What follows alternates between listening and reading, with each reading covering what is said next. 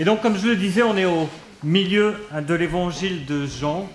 Dans les 11 premiers chapitres, Jésus s'est révélé comme Dieu qui s'est fait homme pour venir à notre rencontre dans la personne de Jésus.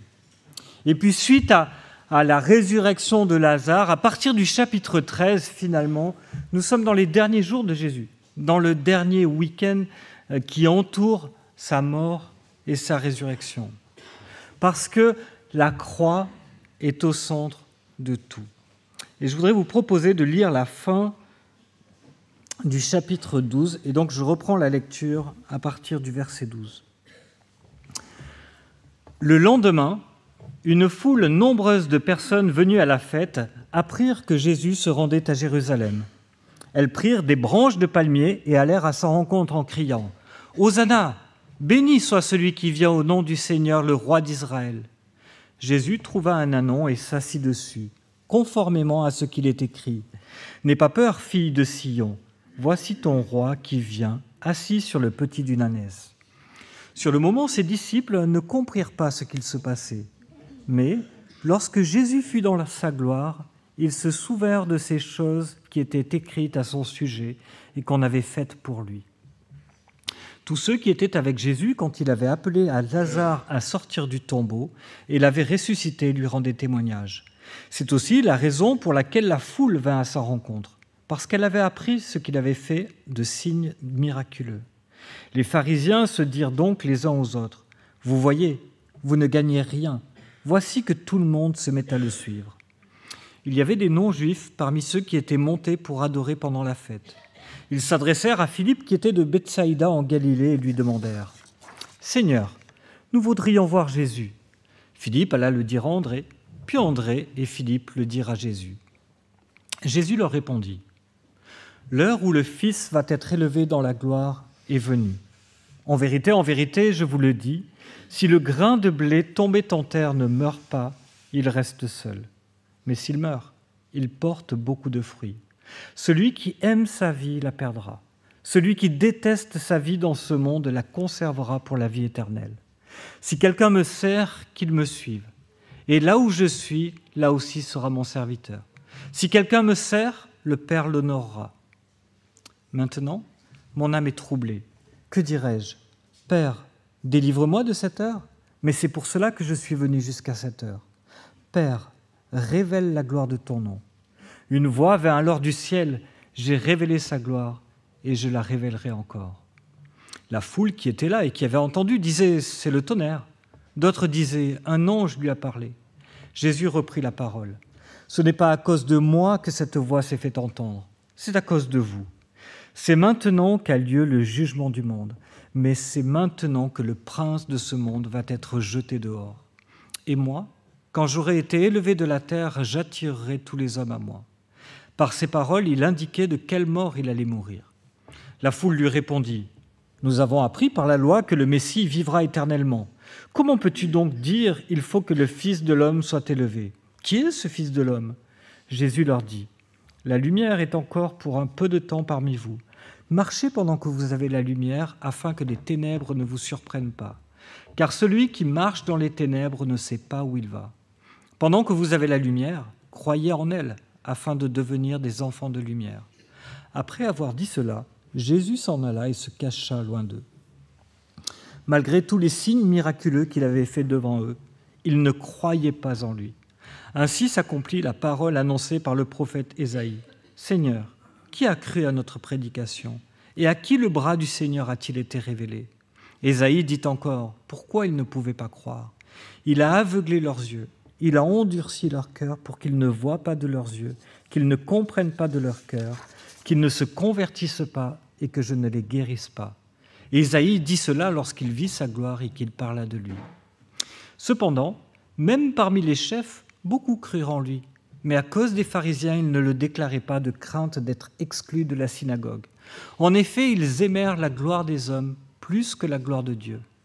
Quant à Jésus, il s'écria : « Celui qui croit en moi ne croit pas seulement en moi, mais en celui qui m'a envoyé. Et celui qui me voit, voit celui qui m'a envoyé. Moi, je suis la lumière, je suis venu dans le monde, afin que quiconque croit en moi ne reste pas dans les ténèbres. Si quelqu'un entend mes paroles, mais n'y croit pas. Ce n'est pas moi qui le juge, car je ne suis venu non pour juger le monde, mais pour le sauver. Celui qui me rejette et qui n'accepte pas mes paroles a son juge, la parole que j'ai annoncée. C'est elle qui le jugera le dernier jour. En effet, je n'ai pas parlé de ma propre initiative, mais le Père qui m'a envoyé m'a prescrit lui-même ce que je dois dire et annoncer. Et je sais que son commandement est la vie éternelle. C'est pourquoi ce que j'annonce, je l'annonce comme le Père me l'a dit. Quand j'habitais à Grenoble il y a quelques années, j'ai eu pendant ces années un très bon ami. Un très très bon ami, il s'appelait Jean Gabriel. Vous voyez, il m'a marqué quand même un petit peu. Et on parlait très souvent de Jésus.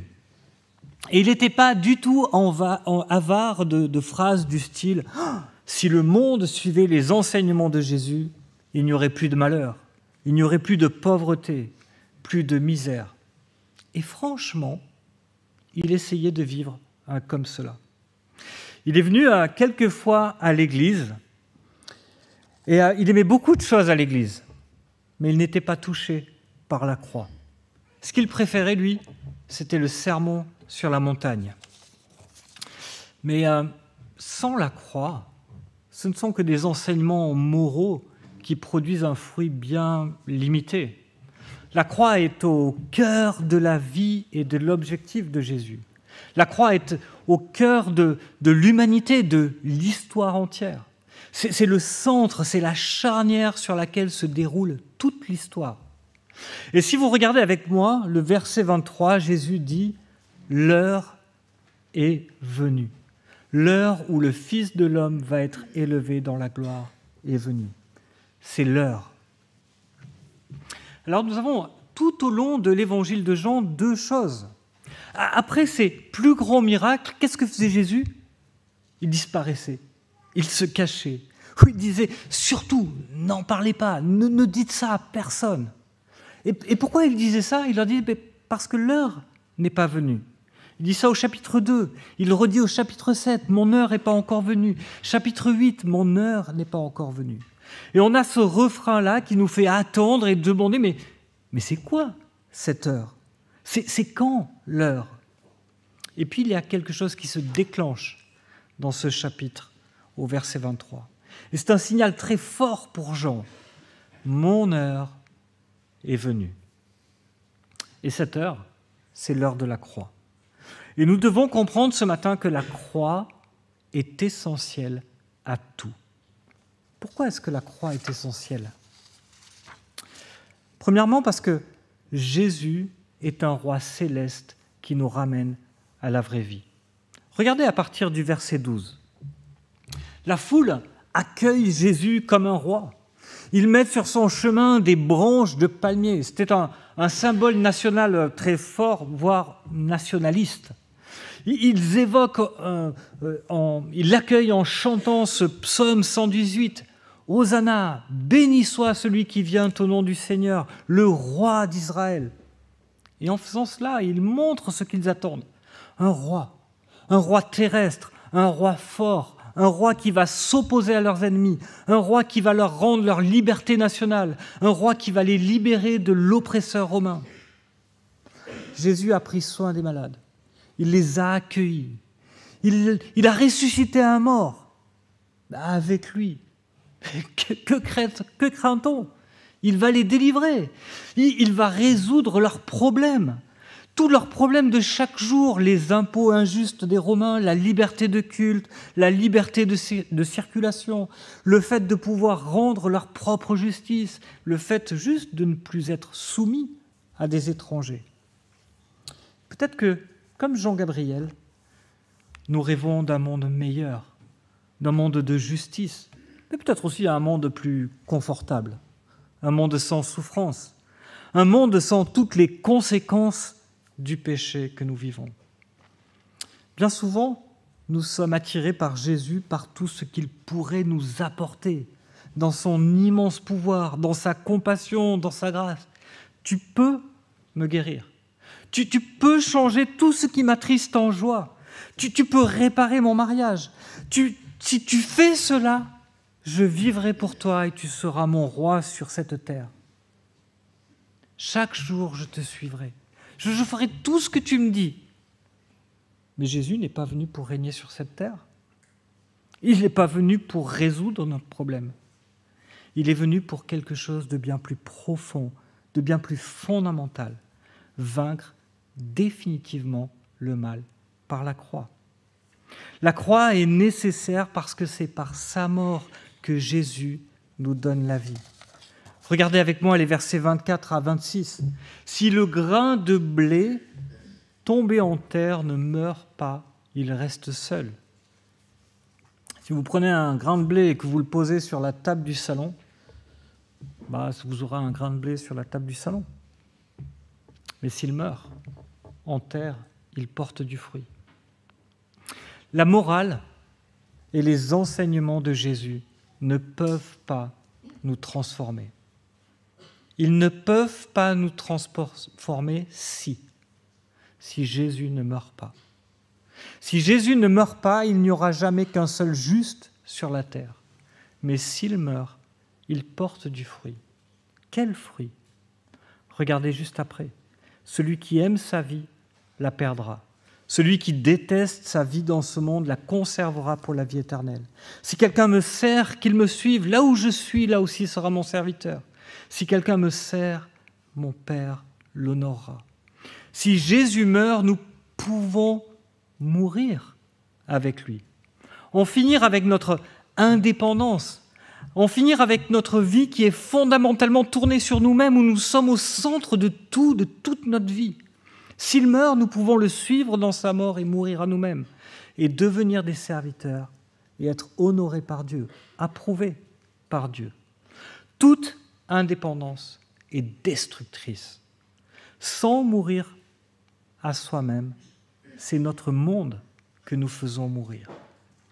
Charles Spurgeon priait ainsi. Il disait « J'ai maintenant concentré toutes mes prières en une seule prière. Et cette prière, c'est celle-ci. Que je puisse mourir à moi-même et ne vivre que pour lui. » Toutes mes prières, je les ai résumées en une seule prière. Que je puisse mourir à moi-même et vivre que pour lui. C.S. Lewis disait « Dieu a conçu la machine humaine pour fonctionner avec lui. Il est le carburant que nos esprits sont conçus pour brûler. Voilà pourquoi il ne sert à rien de demander à Dieu de nous rendre heureux à notre propre façon, sans que nous nous soucions de la religion. Dieu ne peut nous donner le bonheur sans lui. Pourquoi ? Parce que cela n'existe pas. Dieu ne peut pas nous donner le bonheur sans lui, parce que le bonheur sans lui n'existe pas. Il est toujours tourné vers nous-mêmes. La deuxième raison, c'est que Dieu doit définitivement expurger le mal. Et au verset 27, Jésus aborde l'intensité de la tâche qui est devant lui. Et il dit « Mon âme est troublée ». On ressent le poids, on ressent l'horreur de ce qu'il s'apprête à vivre. Alors encore une fois, pourquoi la croix ? Est-ce qu'il ne pourrait pas l'éviter ? Non. Il ne peut pas demander à Dieu de le délivrer de cette heure parce que c'est le but de sa venue dans le monde.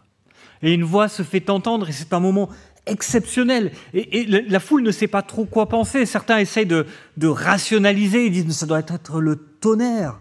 D'autres parmi la foule voient un élément surnaturel, mais ils ne savent pas vraiment comment l'expliquer.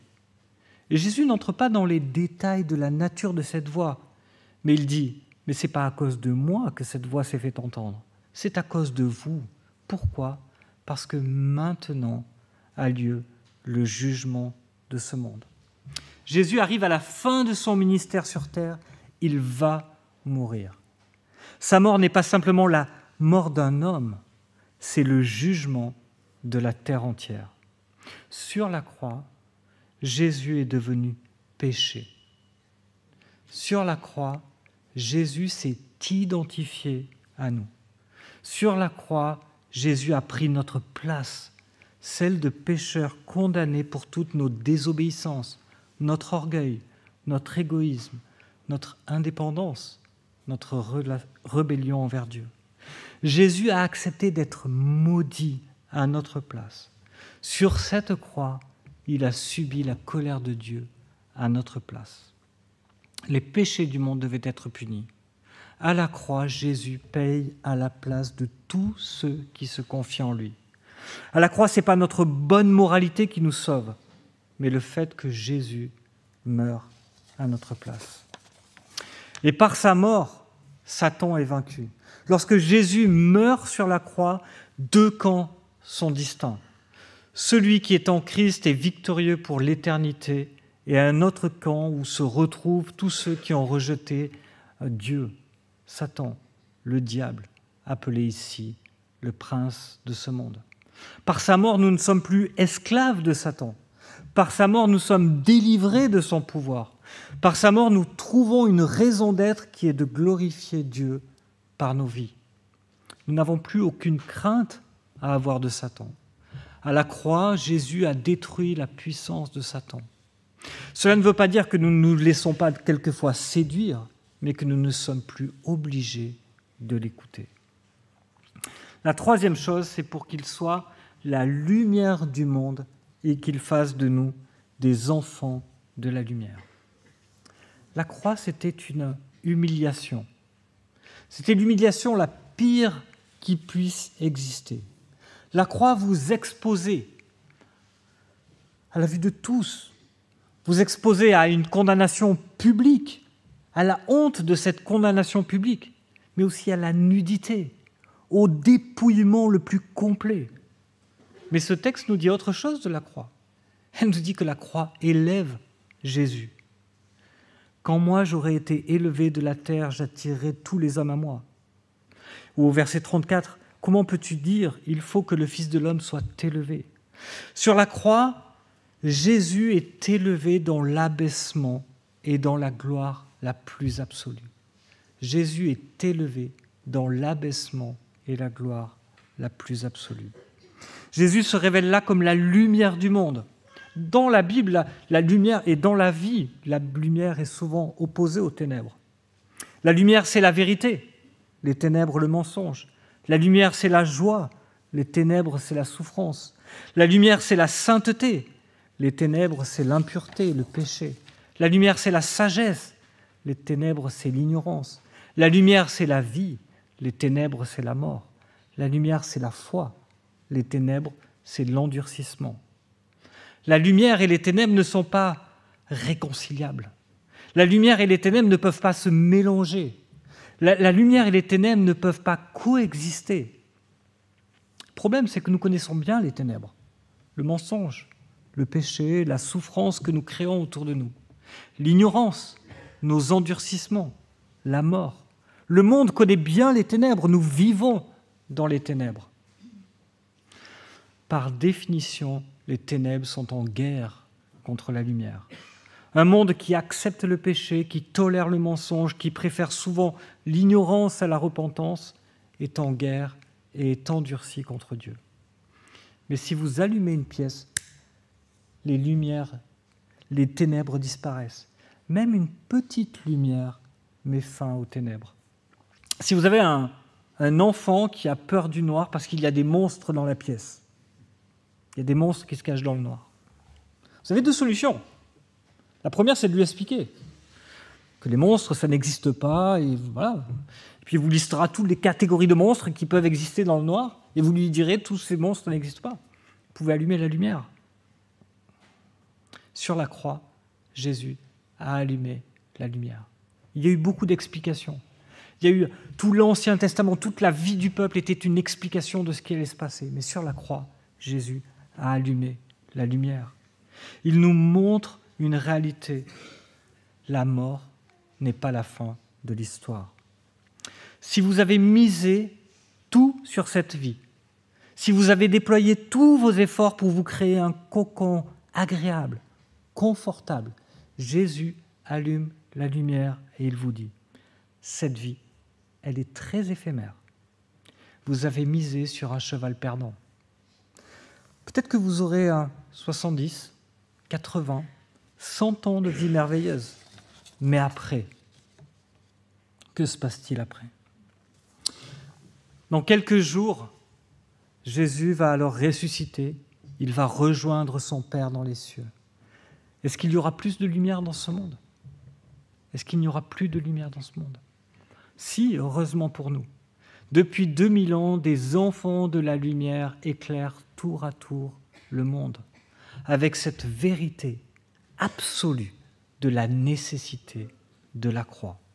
Et à notre tour, nous devenons des enfants de lumière en proclamant que la croix est pour nous et pour le monde une nécessité absolue sans laquelle nous sommes perdus. Et Jean va conclure cette section avec 4 avertissements pour ceux qui refusent cette lumière. Le premier avertissement, c'est que l'incrédulité engendre l'incrédulité. Malgré tous les signes miraculeux que Jésus a faits, ils ne croyaient pas en lui. Et Jean explique. Il dit, mais c'est la conséquence de l'endurcissement que Dieu a voulu. Et il cite des passages d'Ésaïe qui parlent de cet endurcissement où Dieu dit « je les ai aveuglés, je les ai rendus sourds ». Mais en fait, quand on regarde le contexte et qu'on regarde comment Dieu a généré cet endurcissement, on voit que Dieu a généré l'endurcissement en appelant à la repentance. En fait, Dieu les appelle à se repentir et c'est leur refus de se repentir qui génère l'endurcissement. C'est le refus de la bonne nouvelle qui est la racine de l'endurcissement du peuple. Plus le peuple refuse de se repentir, plus il s'estime droit et juste et moi ça va, plus il s'endurcit dans son refus de Dieu. Et c'est un peu comme une rivière qui creuse son lit et qui s'installe de plus en plus profondément dans le paysage jusqu'à ne plus pouvoir changer de direction. Attention, c'est valable pour nous aussi qui croyons. Lorsque nous péchons, il est plus facile de nous repentir tout de suite et reconnaître nos torts immédiatement. Plus on attend, plus c'est dur. Déjà parce que nous devrons justifier pourquoi nous avons attendu. La deuxième chose, c'est qu'il dit que l'incrédulité empêche la foi de se développer. Au verset 42, « Certains parmi les chefs croient, mais ils ne déclarent pas leur foi par peur d'être exclus. » Alors avec le groupe de maison d'études, on est en train de lire un livre qui s'appelle « Quand les hommes ont plus d'importance que Dieu » d'Ed Welch, que je vous recommande très fortement. Et ce qu'on voit ici, en fait, c'est que ces gens croient, mais que leur Dieu est petit. Leur place dans la synagogue est plus importante que leur foi en Jésus. Ils craignent le rejet plus qu'ils ne craignent le Seigneur. Et Ed Welch dit ceci, « Si le fait de prendre une décision pour Jésus signifie que l'on sera impopulaire, ignoré, pauvre ou critiqué pendant plusieurs années, un très grand nombre de chrétiens mettront temporairement leur foi en sourdine. » Est-ce que c'est notre cas ? Est-ce que l'on met notre foi en sourdine quand on est avec les voisins, quand on est au travail, quand on est avec des gens qui ne connaissent pas Dieu ? Est-ce que notre incrédulité, est-ce que notre manque de foi fait que l'approbation de Dieu a moins d'importance que l'approbation de ceux qui nous entourent ? Troisième avertissement, l'incrédulité génère encore plus de ténèbres. Et je voudrais attirer encore votre attention sur une parole de Jésus dans les versets 44 à 46. Croire en Jésus, c'est croire en Dieu. Croire en Dieu sans croire en Jésus, ce n'est pas croire en Dieu. Je la refais. Croire en Jésus, c'est croire en Dieu. Croire en Dieu sans croire en Jésus, ce n'est pas croire en Dieu. Le Dieu auquel certaines personnes pourraient se référer sans croire en Jésus n'est pas le Dieu dans lequel nous croyons. N'entretenons pas de confusion. Jésus est Dieu, et sans Jésus, Dieu n'est plus Dieu. On ne parle pas du tout de la même chose. Jésus est la lumière. Il est celui par qui nous pouvons connaître Dieu. Il n'y a pas d'autre chemin pour accéder à Dieu. Plein de gens dans le monde font référence à Dieu. Mais seul Jésus est l'accès à Dieu. Et l'incrédulité crée des ténèbres. La proposition d'alternatives qui peuvent sembler proches de ce que Jésus nous révèle dans sa parole ne fait que créer des ténèbres supplémentaires. Ce sont des ténèbres qui empêchent les gens de voir Dieu tel qu'il est. Et c'est vrai que j'ai souvent constaté, en tout cas c'est pour moi c'est le cas, il est plus facile de parler de Dieu que de Jésus. Déjà c'est plus abstrait. C'est très facile, vous avez votre voisin qui est malade et de dire « je prie pour toi » en fait. Presque tout le monde accepte cela. Je me rappelle, lors des attentats de Paris, on a vu fleurir de partout je prie pour Paris ». Les gens n'ont pas de problème avec ça. Prier Dieu n'est pas un problème.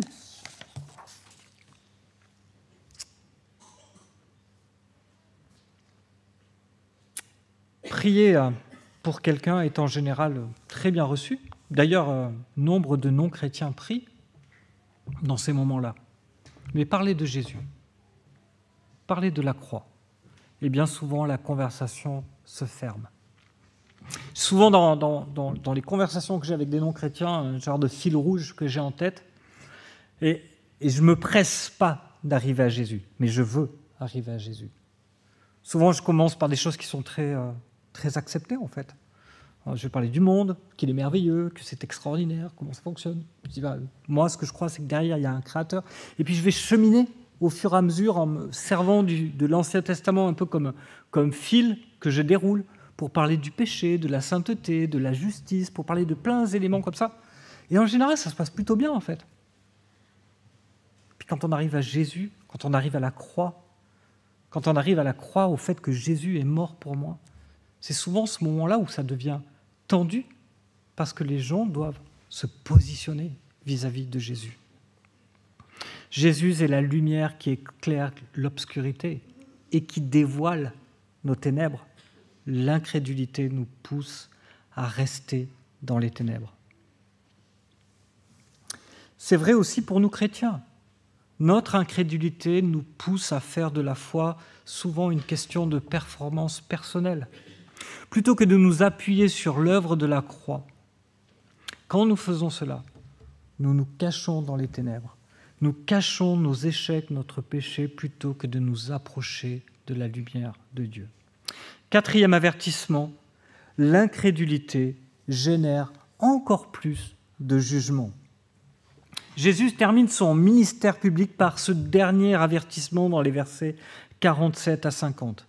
Rejeter les paroles de Jésus, c'est rejeter Dieu lui-même qui l'a envoyé et qui lui a prescrit de dire ce qu'il dit. Rejeter ses paroles, c'est s'exposer à son jugement.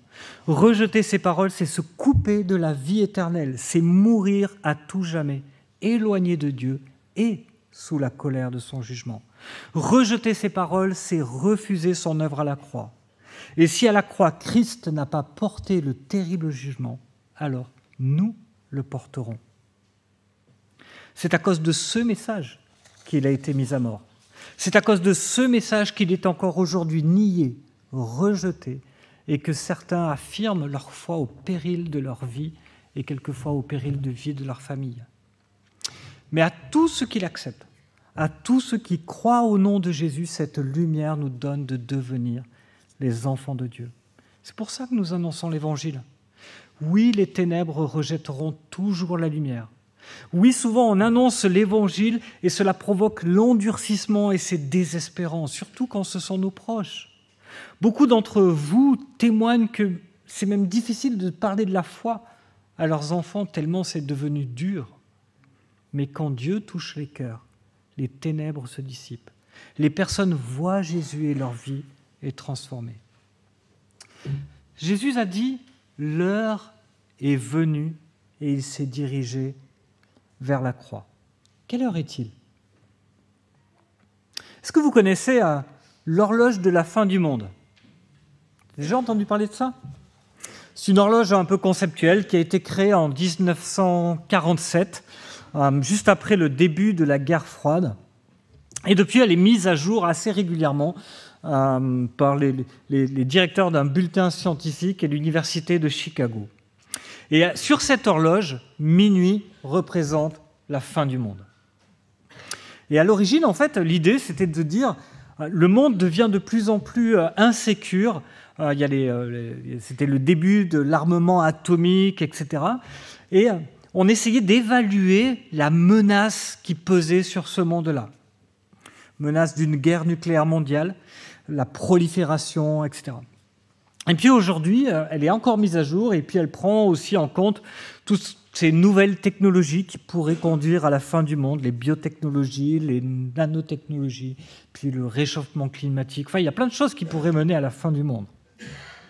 Et en 1947, on avait déjà conscience que ça devenait chaud, hein, et on était minuit moins 7 minutes. En 1949, l'Union soviétique teste avec succès sa première arme nucléaire et l'horloge affichait minuit moins 2 minutes.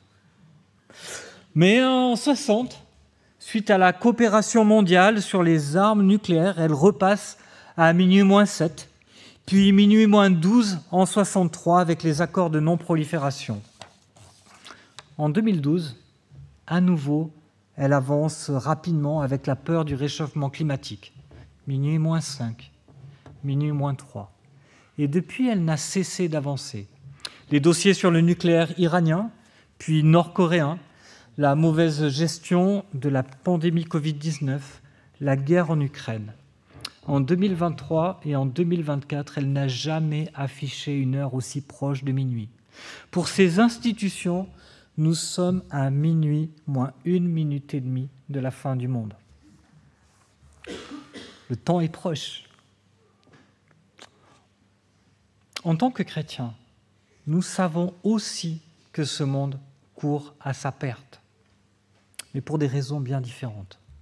Jésus va revenir chercher les siens, et l'heure de son retour approche. Et là aussi, il est peut-être bien minuit moins 1. Quelle heure est-il pour vous ?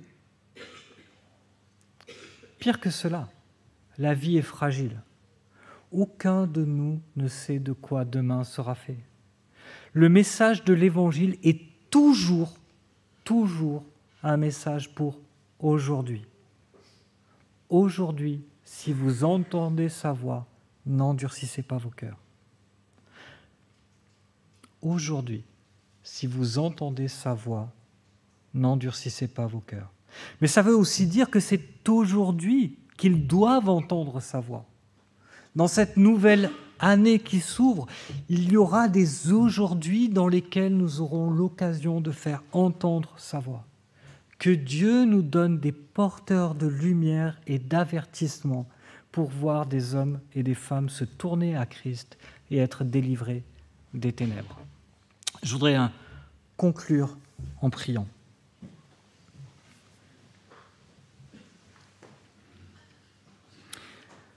Oui, Seigneur, dans ce chapitre 12 de l'Évangile de Jean, nous te voyons arriver comme un roi ou être accueilli comme un roi dans cette ville de Jérusalem.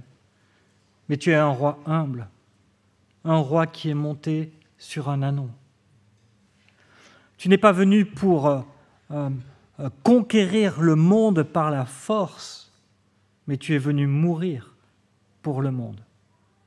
Toi, à ce moment-là, tu savais que c'est vers la croix que tu te dirigeais. Pourquoi ? Parce que la croix est indispensable. Nous ne pouvons pas être sauvés par la croix. Aucune moralité, aucune bonne action, rien ne peut nous sauver si ce n'est ta mort sur la croix. Et aujourd'hui encore, on constate combien les ténèbres sont vastes sur cette terre, combien il est difficile de faire percevoir cette lumière de la croix. Mais nous te prions que par nos vies, que par nos mots, que par les rencontres que tu vas occasionner dans cette nouvelle année qui va s'ouvrir, nous puissions être des enfants de lumière, porteurs de la lumière. Qu'autour de nous, les ténèbres puissent se dissiper. Comment ? En expliquant ta parole, en l'ouvrant avec nos amis, nos proches, et montrant à quel point tu es ce Dieu glorieux venu sur terre pour nous sauver de nos propres fautes. Merci pour la croix. Au nom de Jésus-Christ. Amen.